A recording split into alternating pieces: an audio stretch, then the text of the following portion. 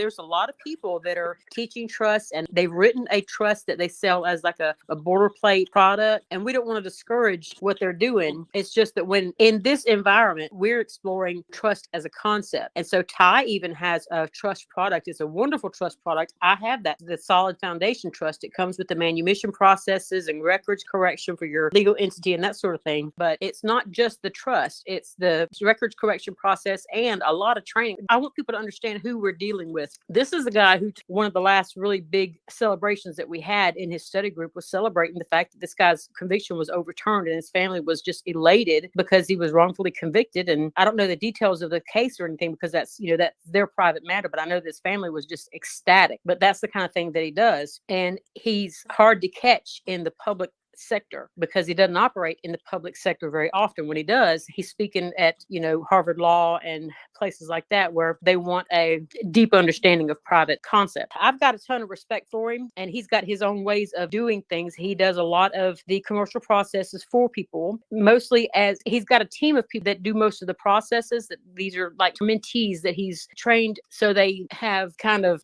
proven themselves with a particular process. And so when you hire the Opulent Foundation group, there may be 4 or 5 people working together on that process to bring it to a favorable end. And it's not always Ty, but he always advises them. And I'm part of the marketing teams, and it's just been a really good relationship, and I've got all the respect in the world for him. He's human just like we all are, but as far as being knowledgeable in trust and having experience winning in litigation, I haven't found anybody who is more knowledgeable or experienced in either of those arenas. So when I do study with people outside of the Opulent Fountain group, but I usually try to test Ty's teaching or, what he's taught before against what I'm learning. And there are some people that have obviously been studying the same materials, and they're coming to the same conclusions, a deeper awareness and understanding of our rights as children of the Most High. And when we're operating in our private capacity as the in-breath and out-breath of the Most High, then we, there's another guy who does private trust, and he talks about us owning our body. Well, if we own nothing but control everything, then our body is a trust, and we are the beneficiary, I guess,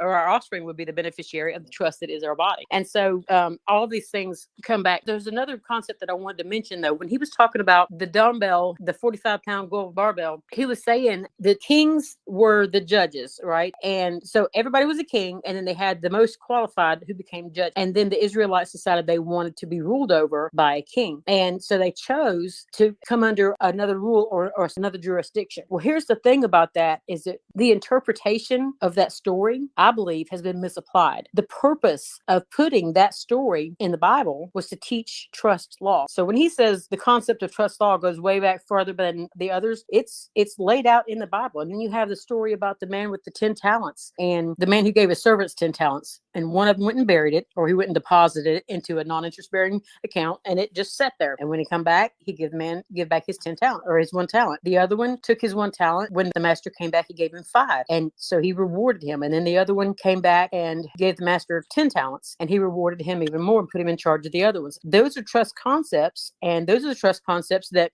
Ty was just laying these out in this conversation earlier. And trust law is based on biblical principles. The Bible is being read wrong. It's being misinterpreted, and these principles are being misapplied. They are trust law. But anyway, that's my personal take on it. So God was the grantor, and we were given the trustee position over the dominion of this earth.